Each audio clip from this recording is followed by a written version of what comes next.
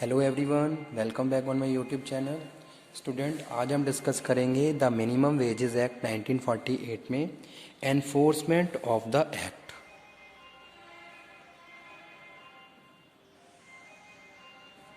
Enforcement of the act, ठीक है। तो आज के टॉपिक में हम डिस्कस करेंगे इंस्पेक्टर को according to minimum wages act, ठीक है। Inspector section 19. First of all, we have to define about the inspector. So section 19 provide for the appointment of inspector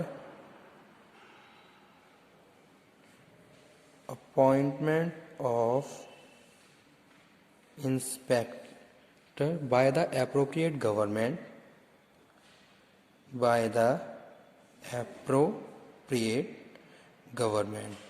यानी कि जो इंस्पेक्टर है, inspector comes under minimum wages act 1948 section 19 and inspector is appointed by the appropriate government, यानी कि जो भी appropriate government है वो अपॉइंट करेगी इंस्पेक्टर को, okay. For the purpose of this act, for the purpose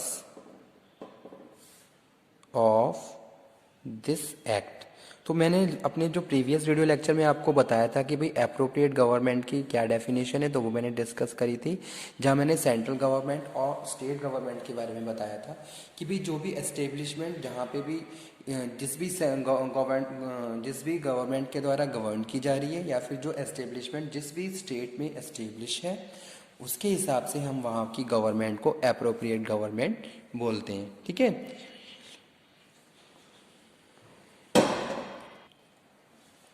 The state government shall define the local limits within which they shall exercise their right and carry out the functions. Okay. Now we are moving on powers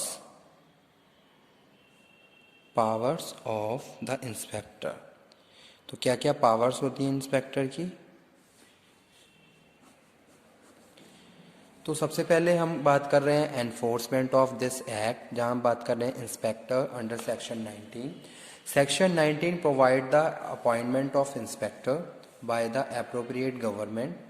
for the purpose of this act the state government shall define the local limits within which they shall exercise their right and carry out function, ठीक है।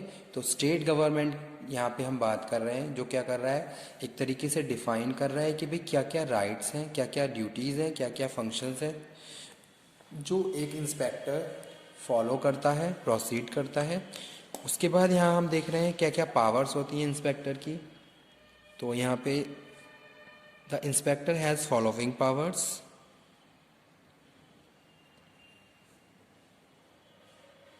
First one, to enter at all the reasonable hours with the assistant, if any he thinks fit, any premises or place where employees or employed or work is given out to out workers in any scheduled employment in respect of which minimum rate of wages have been fixed for the purpose of examining any register record wages or notice required to be kept और exhibited any require the production thereof inspection.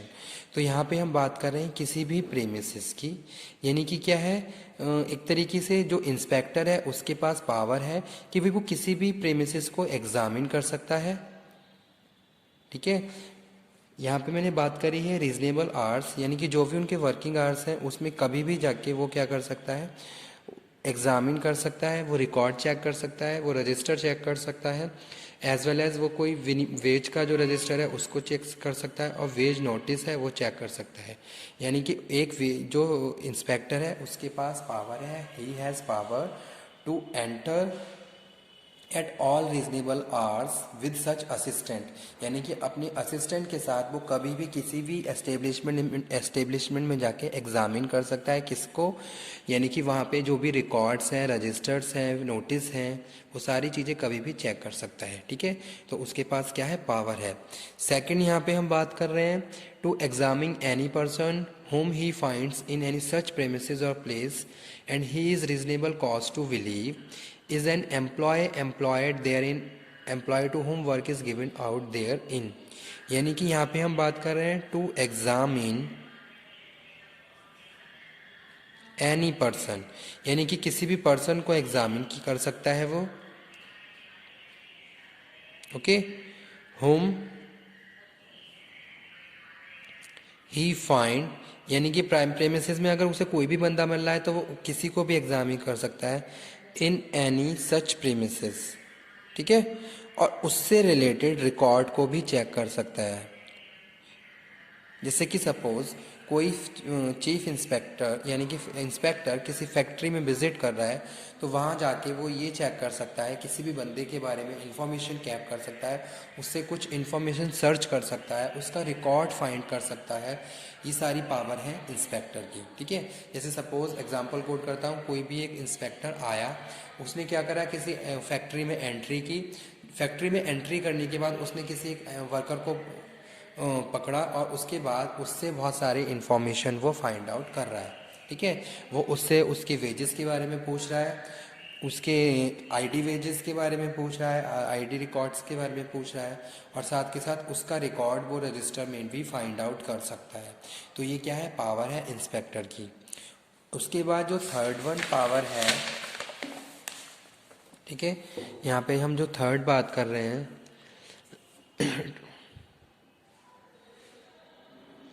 to require any person giving out work to any out workers to give any information which is in his power to give with respect of the name address of the person।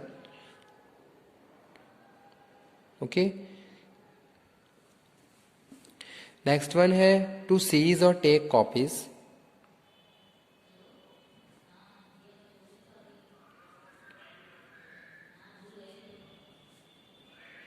To seize और take copies of registers, यानी कि जो भी registers हैं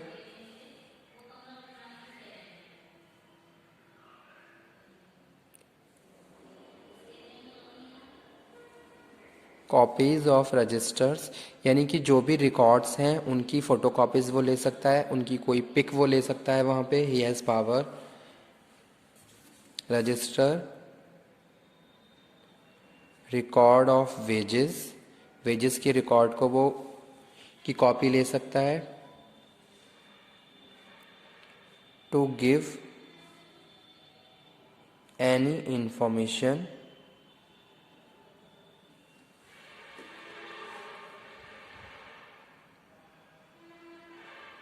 okay, और record of notice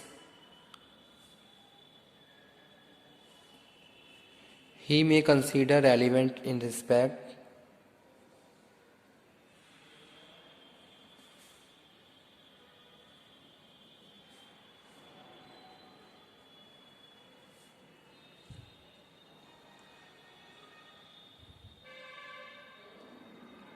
of an offence under this act, under this act। Okay, next one fourth one power है। Third one में हम बात कर रहे हैं the chief inspector has power to seize और take copies of registers, record of wages और give any information, और रिकॉर्ड ऑफ नोटिस, कोई भी नोटिस है वो यहाँ पे हम बात कर रहे हैं, और any consider relevant in such respect of offence under this act. Fourth next है to exercise such power as may be prescribe. ठीक है, जो भी प्रिस्क्राइब पावर्स हैं वो उनका यूज़ कर सकता है। टू एक्सर, यानी कि जो भी सेंट्रल गवर्नमेंट ने उसको पावर दी है, to exercise such other power as may be prescribe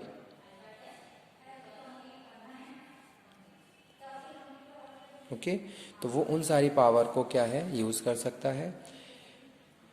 every inspector shall be deemed to be public servant with the meaning of the Indian penal code. Okay, तो वो यहाँ पे हम बात कर रहे हैं। तो ये था आज का हमारा टॉपिक जिसमें हमने बात करी एनफोर्समेंट ऑफ द एक्ट, जिसमें हमने बात करी inspector and the power of the inspector, यानी कि इंस्पेक्टर और उसकी पावर्स के बारे में। ठीक है, तो यानी कि इंस्पेक्टर क्या है, इंस्पेक्टर अपॉइंट किया जाता है एप्रोप्रिएट गवर्नमेंट के हिसाब से, और एप्रोप्रिएट जो भी गवर्नमेंट है वो उसको ऑथराइज करती है, पावर एक्सरसाइज करती है, और उसकी पावर का यूज़ कर वो अपनी अथॉरिटी और पावर को यूज़ करके फैक्ट्री को एग्जामिन करता है। कोई भी एस्टेब्लिशमेंट में वहाँ जाके वो प्रॉपर इवैल्यूएशन करता है कि भाई जो भी वहाँ पे रिकॉर्ड्स हैं जो कि वेजेस से रिलेटेड है, he has power to take the copies, वो उनकी कॉपीज़ ले सकता है, उनकी पिक ले सकता है, रिकॉर्ड को सीज कर सकता है। ये सारी पावर हैं इंस्पेक्टर के अंडर में। ठीक है, जो भी हमने यहाँ पे डिस्कस करी है कि भाई वो कभी भी किसी भी टाइम वो एंट्री कर सकता है जो रीजनेबल वर्किंग आवर्स हैं, तो वो चीज़ यहाँ पे हम बात कर रहे हैं। और विद अपने असिस्टेंट के साथ, यानी कि जो भी उसके असिस्टेंट है उसके साथ वो एंट्री कर सकता है।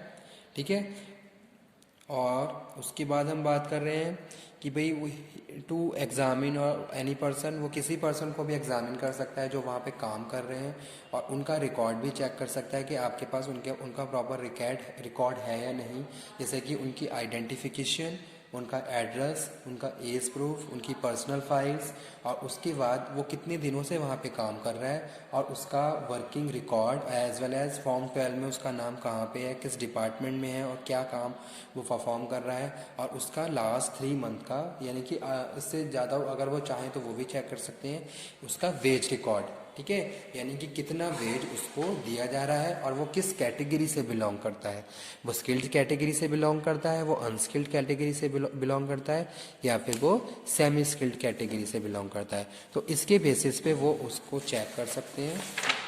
ठीक है, तो वो यहाँ पे हम बात कर रहे हैं।